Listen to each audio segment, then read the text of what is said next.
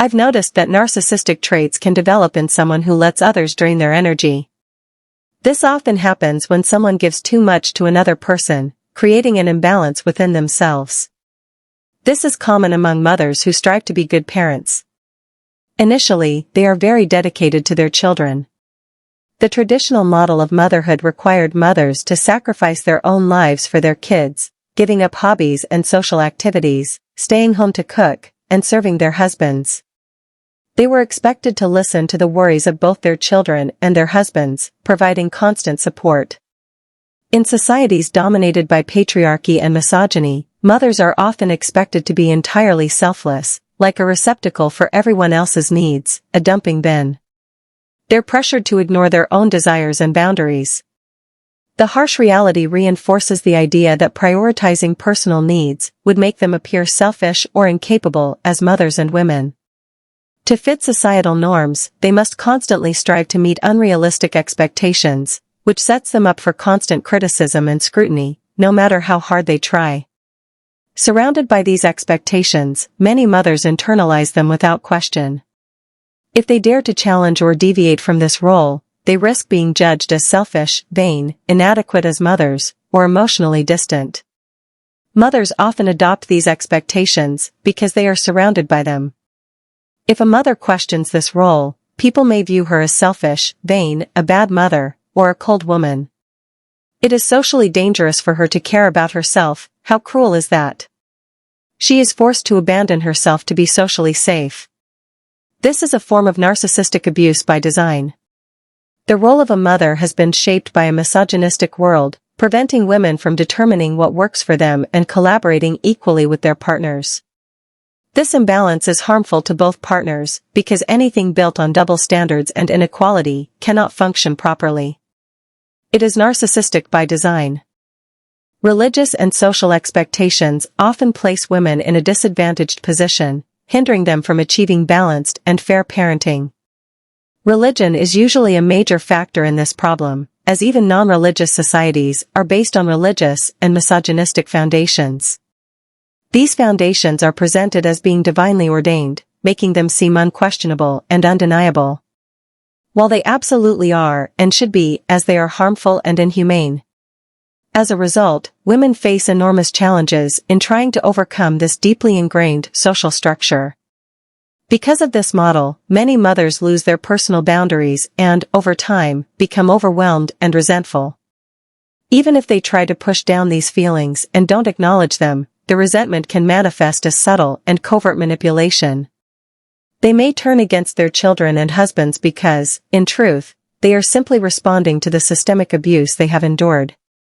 The narcissistic world not only fails to recognize this, but also paints these mothers as narcissists, perpetuating the inversion of victim and abuser. This is particularly insidious because the abusers often don't realize they have done anything wrong, as the system has normalized the abuse of mothers, making it seem like this is just how things should be and that this is the mother's role. This struggle with the lack of personal space and self-care can make them seem like monsters as they try to cope. Additionally, women start off at a disadvantage because of numerous narcissistic stories portraying the first women as the root of all evil, bringing misery to men and disconnecting them from communion with God. Before experiencing narcissistic abuse, I believed these stories about women being vicious and evil across different cultures must be true. However, my eyes were open to these stories being narcissistic social engineering, a smear campaign against women. These narratives construct a path for blame to be automatically placed on women. Such serious accusations against women are a serious crime, as they have been treated badly throughout history based on stories with no basis in reality, just false beliefs called dogmas that it's a crime to even doubt. When you start to see this, you realize how the world is completely inverted and narcissistic. Women, as a collective, have been systemically abused by men since the beginning. Of course, there are many layers to gender abuse, and there is plenty of abuse of men by women, depending on the power structure in a given setting. However, the first and biggest layer to unpack is patriarchy and misogyny, which is classic narcissistic abuse. Things have not changed much, they have only become more covert. Any woman who has seen leadership structures of the world from her own experience will know this to be true, unless she is a misogynist herself and speaks in favor of the system. The books, statues, portraits, and figures in cities and churches overwhelmingly feature men. These men are portrayed as good, decent, and surrounded by an atmosphere of glory. In movies and history, even if they were killers and psychopaths, they are depicted as likable and honorable. Wherever you go, there are statues of these men, beautifully dressed and placed on pedestals. In contrast, stories about women often dehumanize them, portraying them as weak, insignificant, or vicious and evil. Some might argue that women are not featured because they didn't do anything significant. However, this is because they were not allowed to. They were imprisoned in the roles of mothers and wives, completely dependent on men and trapped in their world. Women were made to do things that made them seem like they did nothing because there is no tangible proof of their work. The house gets dirty quickly, and nobody values the hard work of raising children, a job that working mothers often say is much more difficult than any professional job. Men took jobs that give them praise and status, leaving the insignificant and dirty jobs to women and lower status men. True human men are also trapped in this patriarchal world, which is not good for them either. The patriarchal system harms everyone truly human, no matter the gender, perpetuating a cycle of abuse and unrealistic expectations. The reality around us, through subconscious clues and conscious programming, is clearly a smear campaign aimed at belittling, devaluing, and dehumanizing women, leading them to accept these stories about themselves and fall into those roles. Women are either depicted as unworthy or, paradoxically, as holy mothers and virgins, fantasy figures that are impossible to emulate. Actual women who lived rarely have statues in their honor, and if they do, they aren't placed on pedestals. Instead, women are often represented as sirens, muses, or otherworldly creatures. Some might think this is nitpicking, but anyone who has experienced narcissistic abuse knows that the devil is in the details. The more hidden these details, the more severe and covert the abuse is. This is a clear form of systemic, covert narcissistic abuse. Once you see it, it is no longer covert, it becomes glaringly obvious and pervasive. This narrative is purposefully designed to associate men with greatness and respect, while associating women with blame and unrealistic expectations. For mothers, it starts with giving your heart to your children. You genuinely want the best for them, so you focus on helping them improve, speak better, and excel in school, not for yourself, but for their benefit. However, all the pressure falls solely on you as a mother.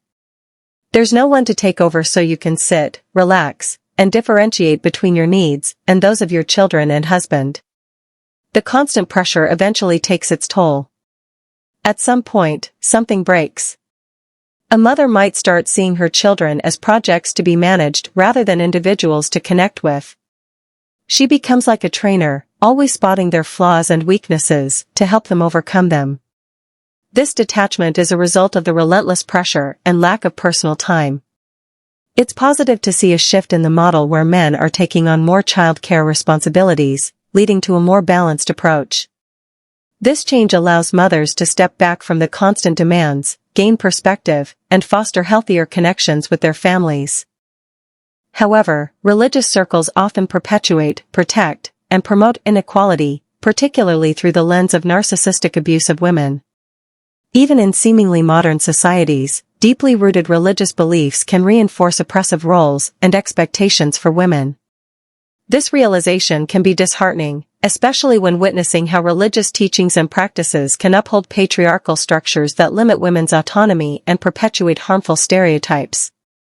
Navigating these dynamics within a religious family can be challenging, as traditional beliefs may clash with contemporary values of equality and respect. They hold us back and in abusive structures. Some mothers, particularly those with narcissistic traits or who are overwhelmed, may leverage their elevated status as mothers within religious contexts. In such dynamics, their partners can become invisible and reduced to mere providers, drained of emotional support and recognition. This imbalance is fundamentally about power structure, often suppressing true human connection between partners. In relationships where a woman exhibits narcissistic behavior, she may exert control over her partner, portraying him as insignificant and solely responsible for providing. This dynamic can undermine the mutual respect and collaboration that define healthy partnerships. If a man attempts to leave such a relationship, he risks being portrayed as an abuser by the narcissistic partner, who may manipulate the narrative to paint herself as the victim. This is exacerbated by societal norms that place immense value on mothers, making it difficult for the man to defend himself or receive fair treatment. These complex dynamics highlight how power structures and the presence of narcissism can distort relationships, leading to significant emotional and psychological harm for all involved. Recognizing these patterns and promoting equality and respect within relationships are crucial steps toward fostering healthier dynamics and addressing systemic inequalities. For many genuine mothers, the expectation to be constantly present and sacrifice hobbies, activities, and friendships leads to a loss of self. Unconsciously, they may sense this imbalance and, despite consciously wanting the best for their children, they can unintentionally hinder their development. Constantly giving away energy without respite creates this imbalance, eventually necessitating a shift towards self-care to restore equilibrium. After experiencing narcissistic abuse, this pattern can intensify. Constant selflessness can push individuals to a point where they must prioritize themselves to rebuild healthy boundaries and regain a sense of self-worth. This journey involves reclaiming a healthy sense of self, akin to a necessary self-centeredness. Many mothers, while not narcissists themselves, may exhibit borderline traits due to prolonged selflessness without breaks for relaxation and personal rejuvenation. As you know, being in a relationship with a narcissist can strip away your hobbies, sense of self, and erode your personality through constant draining. Remarkably, the role expected of mothers demands exactly the same, but in a systemic way, they are compelled to sacrifice everything. Though it may not be explicitly stated, societal expectations, largely influenced by religions, enforce this narrative relentlessly. Religions, often perceived as benevolent and righteous, perpetuate misogyny that systematically and insidiously abuses women.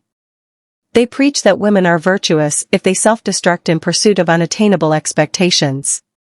This cycle of self-destruction ultimately disconnects women from their true selves, turning them into empty shells and potentially fostering narcissistic tendencies. This systemic abuse is especially covert and cruel because it is normalized and reinforced under the guise of divine mandate. Mothers and women may not even recognize this abuse, as it is deeply ingrained as societal norms and expectations, often justified by religious teachings. And often they will be defending their own abusers from those who try to make them realize. In many different relationships, often, one person takes on most of the planning and action, while the other is passive and follows along. This imbalance can lead the more proactive person to feel overwhelmed, even if the other is kind but less involved. Sometimes, the less proactive person may claim they don't know how to contribute or take initiative, which exacerbates the burden on the proactive person. When the proactive person eventually reaches a breaking point and reacts, they may be labeled as an abuser.